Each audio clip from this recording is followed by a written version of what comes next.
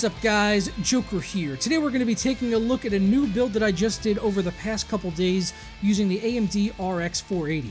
I wanted to put together kind of a mid-range build for around $1,000 that I felt most people might be going after if they were just above that sort of like budget range, but not going for the super high end either. So I really do feel that this is a really nice mid-range sweet spot if you're targeting 1080p and 1440p gaming even. Like games like 1440 high settings, this is going to be able to handle it, and we are going to touch on that performance in just a little bit.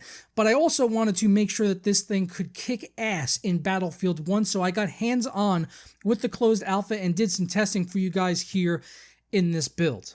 So starting things off with the case, Fractal Design hooked us up with their Nano S Mini ITX case, which we used here.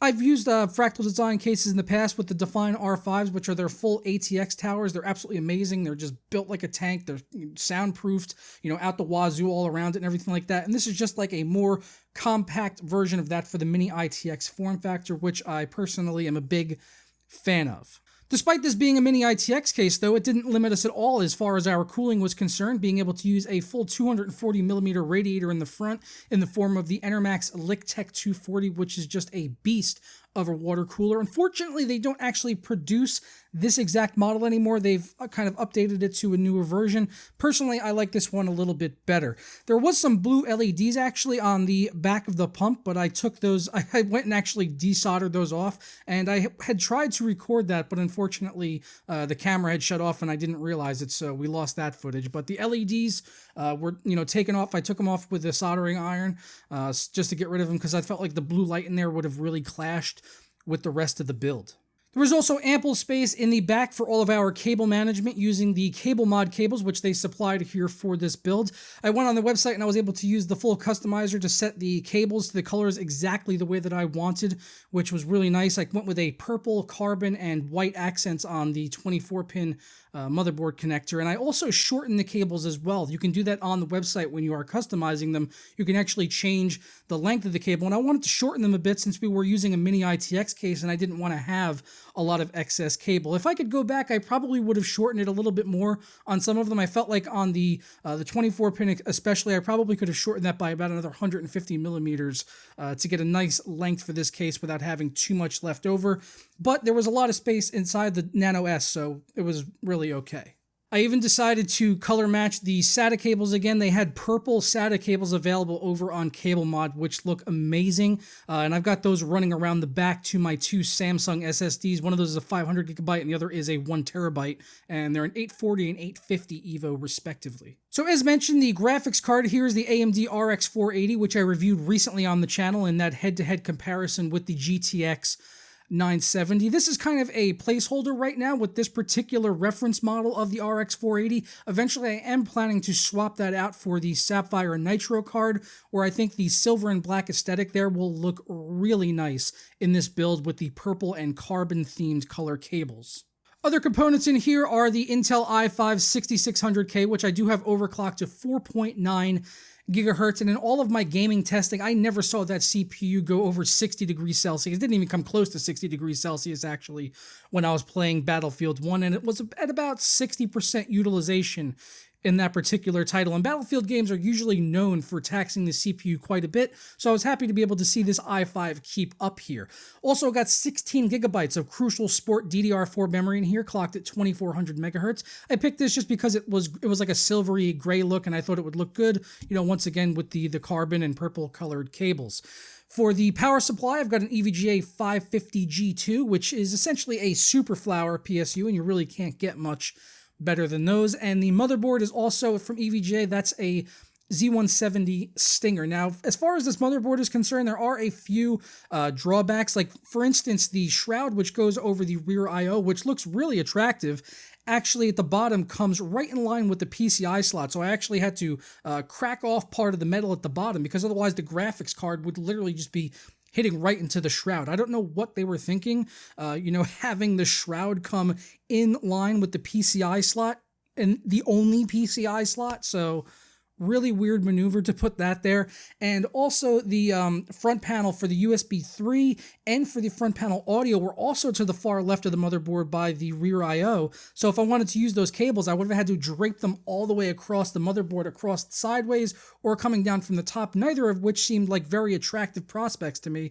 So I've actually left those unplugged to keep the build looking clean AF. So right now I've got no front panel audio and no front panel USB because of the really, really poor motherboard design from EVGA, which is unfortunately kind of a theme with them and their motherboards. They never have been designed really well. They perform admirably, but as far as the actual design and layout is concerned, they just make some really questionable maneuvers. Unlike their graphics cards, which are always fantastic, the motherboard's just kind of weird. I don't know what they're thinking when they make these layouts. So how does the thing perform in games? Let's kick it off with Battlefield 1, the reason you guys are all here, at 1440p on completely ultra settings with 4x MSAA and TAA, anti-aliasing, all of that stuff cranked all the way up at 1440p. We saw an average of 58 FPS on a 64-player Conquest server. At 1080p, we saw an average of 76 FPS also on a 64-player Conquest server. So we should keep in mind that those numbers are probably going to even improve over time as we get better driver optimization and the game is brought along a little bit further and it's not in a closed alpha state. And also when we actually get full DX12 support in this title. There is a toggle option in the menus for DirectX 12, but it is not actually working right now. I checked with MSI Afterburner and I could see the API in the top left corner was DirectX 11, so this is not running in DX12 at this time, but since it's in the menus, we could expect that later on, and personally, I would anticipate an improvement in performance on the RX 480 once we do get DX12, since it has, full async compute right on the hardware level with the RX 480.